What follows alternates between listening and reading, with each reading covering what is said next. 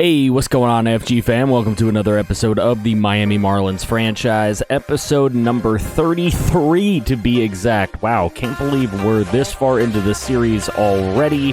Here we are in season number 3. We got games going up against the Padres and the Red Sox, including some critical situations. We're going to see if we can further along our lead in that NL East, pushing towards the playoffs. So if you're excited, make sure you drop a like on the video. Subscribe if you're new to the channel for the love of franchise content. And if you haven't already joined the Discord, the link is in the description below to hang out with the entire community just outside of YouTube, just chilling, talking, chatting. There's voice chat in there, all kinds of crazy stuff going on. And if you want to join the Twitch chat, make sure you go in the description below, drop a follow over there, catch me live during the week. Usually start my live streams anytime between 8 p.m. Eastern and 10 p.m. Eastern, and they go for a few hours.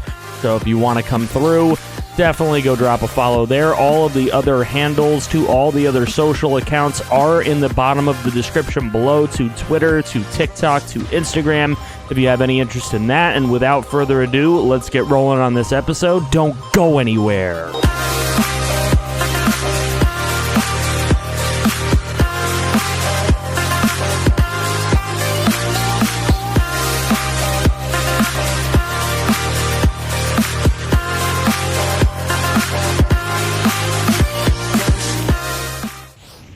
And beginning today's episode in beautiful sunny San Diego at Petco Park for the 64-55 San Diego Padres to take on our visiting Miami Marlins. Mike Trout, Brian Anderson, and Gleyber Torres. Look at that. They look like they're ready to go.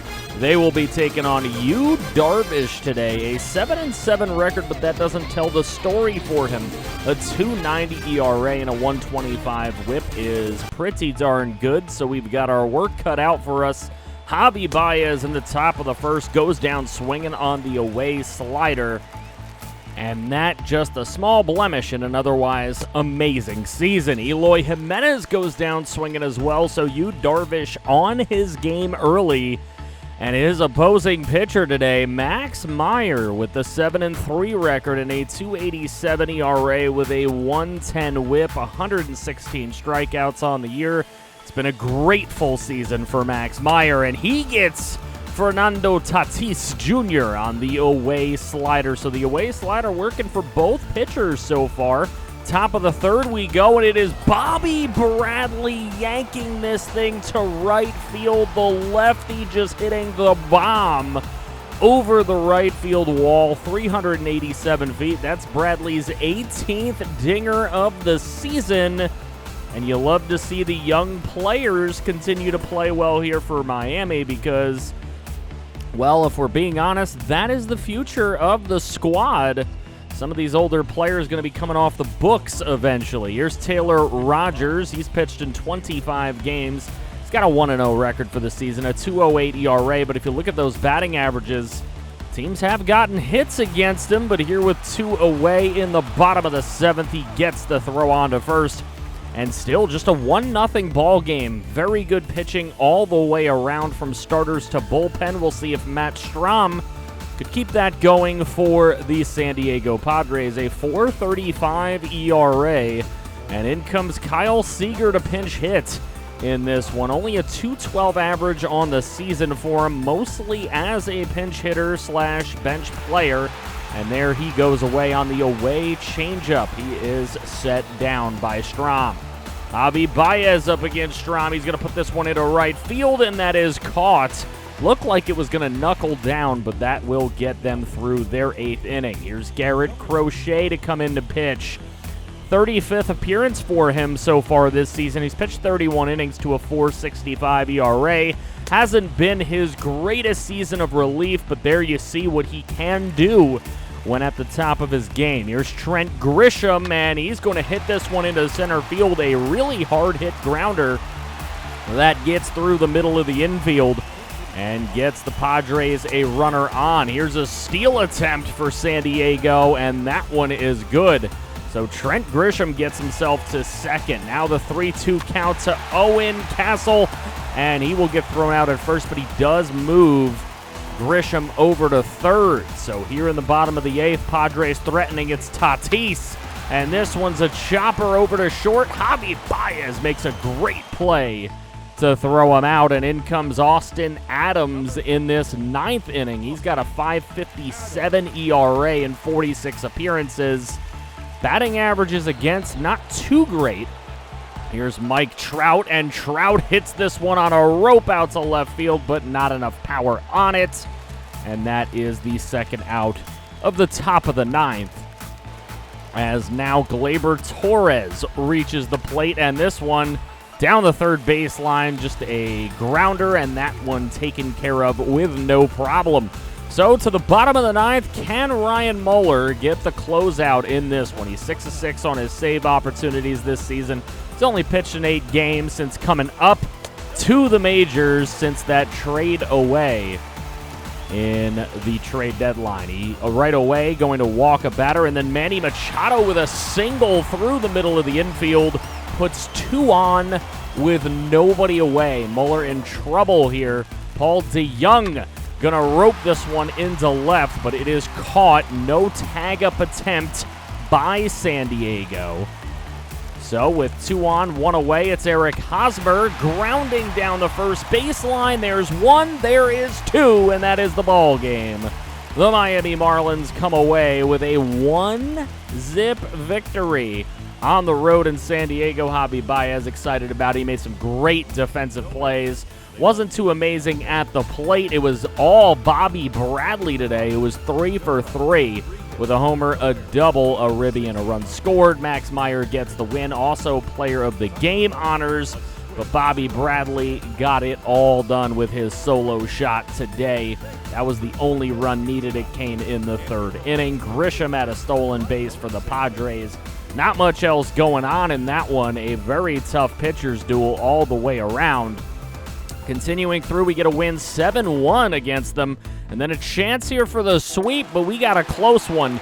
Ryan Muller trying to close this one out as well. Grisham attempting to steal third, which he does successfully here in the bottom of the 9th. And then this one blooped into left, and it will drop. Grisham attempts to score. The throw is not in time. And the home Padres come away with a walk-off win to avoid the sweep against our Marlins. Grisham scoring the winning run. That was driven in by Marcus Semien. And the player of the game ends up being Eric Hosmer, who hit a solo shot earlier in the ballgame. Ryan Muller takes the L and the blown save, giving up 2 earned, apparently, in no innings pitched. That's going to blow up his ERA big time. Gleyber Torres hit a bomb for us in that one. Colorado series is split. We go to the last game of this series. Got an attempt here, but we're going to have to make a comeback win if we can. And this one grounded onto short, thrown onto second, and Colorado does come away with the victory. Alomar Jr. very happy that his team able to pull this one off. Raimel Tapia and Charlie Blackmon, of course, the veterans on that Colorado squad. They don't get to come along wins too often, so they're very happy when they do get them. Josh Fuentes was the player of the game. He hit a home run. He had 3 RBIs. J.J. Bleday hit a homer and had 2 ribbies, going 3 for 4 in this one for us. And now back home to South Beach Park to take on the 67-58 Boston Red Sox. We've got 78 wins, and that's got Mike Trout dancing in the dugout, baby. And we will see if we can get some more dances as Noah Syndergaard going to go up against the Red Sox. He's got a 12-5 record, but his ERA is only 3.5. Whip is 122. He does have a lot of strikeouts at 153, though. Up against Austin Slater, he gets him to strike out on the slider away. Powerful pitch for Syndergaard. And then up against Bobby Dahlbeck, gets him to ground over to third, and Anderson will throw it on to first to get through the first inning. So we go to the bottom half, and going up against Taylor Maile today. 3.36 ERA. He's only got an 8-9 record. 138 whip in 139 innings pitched. Mike Trout in the bottom of the first inning. He gets a hold of one out to right center field. That one fading and gone over the wall, baby. Gone like a girl in a country song. 423 feet.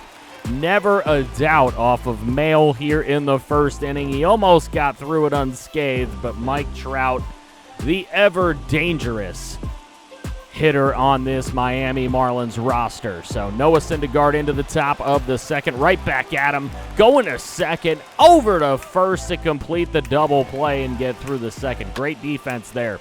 Dom T. Williams with runners threatening, just going to fly out into foul territory. So Syndergaard giving up some runners, but not letting them cross the plate. 1-0 game to this point. We go to the bottom of the fifth. This one is line driven over the left field wall by Bobby Bradley, who has just been hot these last few games. And that'll be his 19th bomb of the season. Should get past 20, which probably is going to give us like 6 or 7 players to hit 20-plus home runs this season. And that is always incredible. So here's Syndergaard up against Anthony Santander. And that one grounded onto Javi Baez, who gets it onto Bradley to end the 6th inning. So all the threats have been thwarted so far by the Marlins. Devin Williams coming into pitch in relief, and he's got to face Mike Trout, and that is never an easy thing to do. Back to the wall and gone. Mike Trout straight away center field, 389 feet. Bye-bye. His second bomb of the game. And Mike Trout is really starting to come into his own as a Miami Marlin. He was slumping at the end of his Angels career, but he has been on top of it here for the Marlins this season. This is hit hard, and that is over the center field wall. A home run for Boston by way of Nick Senzel. His 14th home run of the season went over 400 feet, and that is the first run off of Syndergaard. So in comes Garrett Crochet, and we already know about Crochet. A little bit worse of an ERA than we would like. He struggled against righties so far this season, and here is Austin Slater, and continuing to provide woes against righties for Garrett Crochet. Austin Slater hits his 11th bomb of the season. That traveled 412 feet off of Garrett Crochet. And the Red Sox drawing a lot closer in this game. It looked like the Marlins could run away with it, but you never know in baseball. 4-2 game. This one gets past Javi Baez. He played incredible defense against San Diego, but here against Boston, having some trouble, and that is going to score the third run of the game for Boston. They're just one down. In comes Guillermo Marquez. We've had enough of Garrett Crochet here, nearly blowing this ball game. Marquez, 3.88 ERA. He's been much better against righties than Crochet has, but here going up against a lefty, getting the strikeout to end the 8th inning. And then Ryan Muller coming in to close. He just blew a save, but he has been very good for us. Here, a 3-2 count and a base knock to lead off this top of the 9th inning. Never good when you can't complete a strikeout on 3-2. And then there is a walk. So they would pinch hit with Kyle Higashioka, and he thought he was walking, but he was struck out looking. So there's the first out of the inning. Here's Dom T. Williams. He gets a single into center field. They're going to attempt to score the runner from second all the way home. Throw is not in time. We have a tie ball game. So it will at least go to the bottom of the 9th here, and there is a hit into left field. That's going to score the leading run for Boston, and then the throw home is in time to end the top half of the 9th. What a throw at the plate. So it's just a 1-run lead for Boston, and James Karinchak to protect. He's 32 of 35 on save opportunities. It's hard to even get a hit against him. Michael Conforto has struggled a little bit at times this season, and there he's the first out of the bottom of the 9th. Now Bobby Bradley, who's been hot, trying to get a hit against the shift, and a long throw is not in time. So Bobby Bradley reaches base. Here's Sean Murphy. He strikes out on the high heat. Fooled a little bit there. Thought it was lower than it was. So here comes pinch hitter Didi Gregorius. Bet you forgot he was on this team. But here he is to pinch hit. against Karinchak, and Gregorius gets good wood on this 94-mile-an-hour fastball, and it is gone!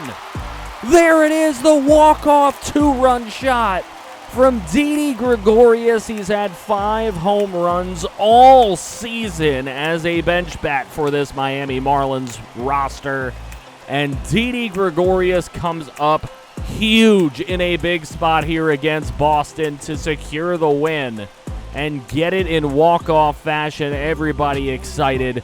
Mike Trout, of course, player of the game. He went 3 for 3. Would be ashamed to waste his 2-home-run game. They were only 2 solo shots, though, so there you go. Bobby Bradley hit his 2-run homer, and there it is, Didi Gregorius. In my opinion, player of the game. I mean, how could you not give it to the guy who went out there and got the game winner? But anyways, Didi Gregorius with the win in walk-off fashion. Senzel and Slater with homers for the Red Sox. And a big, big win for our Miami Marlins here against a good squad who is attempting to make the postseason. There'll be more on that in later episodes. Brian Anderson sustained a little bit of an injury. He's just going to be out for a couple of days, so we'll keep him on the active roster. And then here, a critical situation against Boston. Bottom of the 9th with 2 away. Sean Murphy at the plate. Tie ball game. This game would go into extra innings if Sean Murphy can't get a hit here. And Murphy laces one out to right field. Just doesn't get all the wood on it. If he did, could have gone on over the fence. So we're going into extra innings here at South Beach Park against these Red Sox. Nick Senzel with a grounder over to first. Look at this. Bobby Bradley can't come up with it. Nobody backs him up. And the leading run comes home for Boston. 4-3. Omar Narvaez at the plate will strike out for the second out of the top of the 10th for Taylor Rogers here. And then Jose Abreu coming in to pinch hit. Batting .250 this year with just 5 dingers. And here he hits the ground ball onto second base. Glaber takes care of it. And we will move to the bottom of the 10th. And here he is. We've seen him already. James Karinchak, 32 of 36 on save opportunities. We had him blow a save already. Here's Brian Anderson pinch hitting. Can he do what Didi Gregorius did the previous day? Here is Brian Anderson, and this one is lifted to shallow center field and is caught for out number 1. So with that extra runner on second base, can we get him home somehow? Here's Javi Baez. Doesn't quite get all of this ball, just a little off, attempting to take it to third, and that is good. So we have the tying run just 90 feet away. Here's Eloy Jimenez, and that is about 20 feet shy of the wall. And we'll end the game. Boston with a big win here, avoiding the sweep in Miami. And it is Nick Senzel and Rougned Odor very happy to get this win here for the Boston Red Sox. Rafael Devers, though, getting player of the game. He hit a solo shot in this one. Luis Avellanon getting the win. Karinchak does indeed get his save. Now, for the last little bit of gameplay action in this episode, the 71-win Charlotte Knights coming to town to take on our Jacksonville Jumbo Shrimp. We'll see if our Jumbo Shrimp can pull off a little bit of an upset win here with Trevor Rogers on the mound. He's had a pretty good season. 3.26 ERA, 6-3 record with a 131 whip. Not the greatest, but not the worst. We are highlighting Ash Laser in this player lock, though. And in the bottom of the first, with some guys on, he flies out to right field. Charlotte has a 1-0 lead here in the bottom of the third, and there's Laser attempting to get this grounder through the middle, and he is thrown out barely. And we move to the bottom of the sixth with Laser's third plate appearance, and that one gloved really nicely by the second baseman. So in the bottom of the ninth, a 3-1 game with the lead for Charlotte, and Laser is going to get thrown out for out number 1 in the bottom of the ninth. So not a terrific performance from Ash Laser, but we had to get him a little bit of a spotlight here this season. Hopefully he'll continue to progress and get even better next year. Matthew Thompson goes 7 innings of 1 earned run ball to get the win and player of the game honors for Charlotte. Trevor Rogers takes the L. Michael Kopech gets a save in that one. And we continue to move along. So Boston ends up splitting with us. We get a win against the Padres to end the month, and we move to the month of September with September call-ups and everything. Michael Conforto still yet to hit 20 home runs. Bobby Bradley one shy as well. And you can see we have called up Jazz Chisholm, and we will see what he can do in September this season. He had a pretty good September last year when we got him called up in September. Also called up Thad Ward, one of the league's top prospects. Had to see what he could do as well, seeing as how the AAA and AA teams are probably not headed for the minor league postseason, so we won't have to worry about a minor league postseason episode because these teams are pretty far out, which is amazing to me because we have a lot of talent in our farm system that could be coming up, you know, in the next couple of seasons. So who the heck knows? It may not be for our team that they come up, but they are definitely on the come up. Jordan Holloway, really disappointed in his season this year, but he did get hurt for a bit. Marlins, 80-47, lead by 2 games in the NL East over the New York Mets. Nationals got 68 wins, which would put them in a very good race if they were in the NL Central with the Reds. Dodgers with 83 wins are up 9 games on the Giants. Mets and Giants do hold those wild card positions. Padres are 7 games out, as are the Nationals. And we just hurt the Padres' chances a little bit by taking 2 out of 3. Rays now hold a pretty firm lead over the Orioles, who held a division lead for a while. A's and Astros race getting very, very close. Astros and Orioles lead the wild card race, but don't count out those Red Sox or the Yankees, who are just a game and a half and 2.5 games back.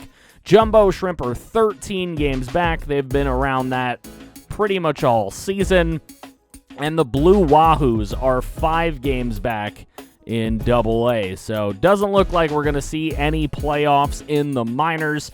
We are going to be going into a series up against San Diego. I don't think we're actually going to play that because we just played some Padres games, but we will find games to play, find some critical situations. If you're excited for that episode coming up, make sure you drop a like on the video, subscribe if you're new to the channel for the love of franchise content. It is what we do here. Make sure you check the description below for links to the Discord and the Twitch to hang out outside of YouTube, and make sure you go to the bottom of the description to check out handles for all my socials. If you want to see more franchise, click right here.